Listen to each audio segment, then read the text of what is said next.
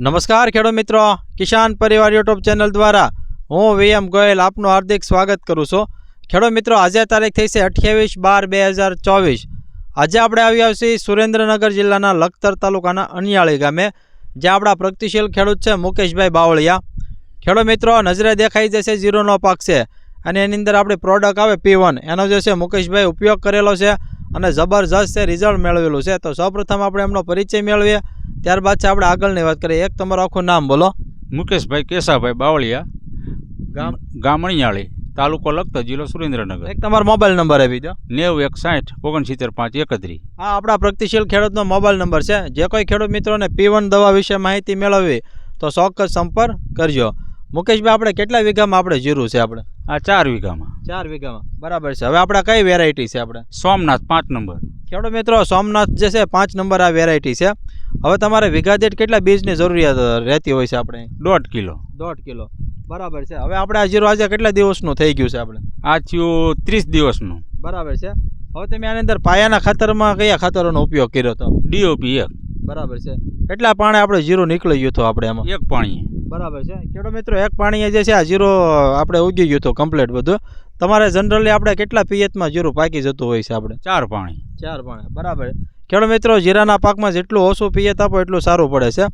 બીજો ખાસ કે તમે આની અંદર જે છે આપણે કઈ દવાનો ઉપયોગ કર્યો? આમાં આપણે દવામાં આપણે એકય કર્યો નથી। P1 એક જ છાંટ્યું પહેલો રાઉન્ડ। પહેલો રાઉન્ડ P1 નો ભેગું ફૂગનાશક છાંટ્યું હતું। બરાબર છે। ખેડૂત મિત્રો, P1 દવા જે આવે એની સાથે જે છે ફૂગનાશક સાપ પાવડરનો ઉપયોગ કરેલો છે એની અંદર।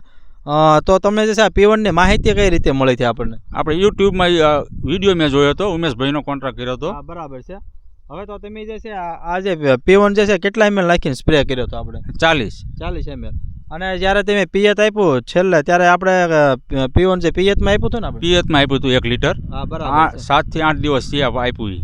ખેડૂત મિત્રો, 8 દિવસ પહેલાં જે છે પિયતમાં આપ્યું હતું અને ઉપરથી એક વખત જે છે સ્પ્રેમાં આપ્યું હતું 40 ml નાખીને।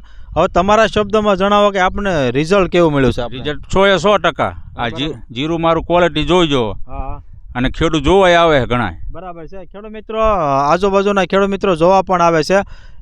ફૂટ કેવી લીધી છે આપણે આમાં? ફૂટ સુપર। બરાબર છે। ખેડૂત મિત્રો, આપ કેમેરામાં પણ જોઈ શકો છો કે જબરજસ્ત છે ફૂટ લીધેલી છે। ગ્રીનરી એટલી આવી છે। આપણે ગ્રીનરી એટલે આમ વૃદ્ધિ વિકાસ કેવો થયો છે? આપણે વૃદ્ધિ વિકાસ સ્ટોપ સરસ છે અને એકદમ લીલું સમ ઊભું છે। બરાબર, કોઈ જગ્યાએ રોગ નહીં। ઓકે, કોઈ જગ્યાએ આપણે લીલો સુકારો દેખાતો એવું કોઈ બતાવી? નહીં, જરાય નહીં। બરાબર છે।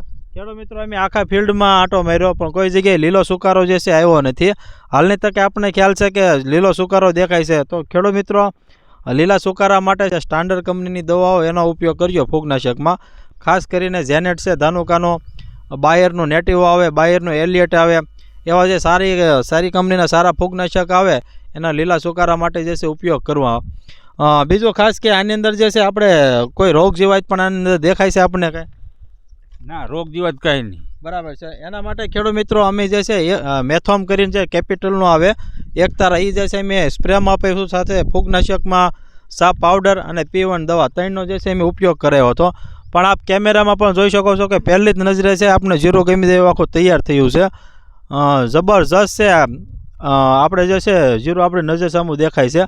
આપણે ખેડૂત મિત્રો ખાસ ખ્યાલ છે કે સૌથી વધારે જો જીરુંનું વાવેતર થતું હોય તો એ આપણો સુરેન્દ્રનગર જિલ્લો છે। આપણે કેવું વાવેતર થાય છે? વાવેતર ઘણો થાય છે। બરાબર છે।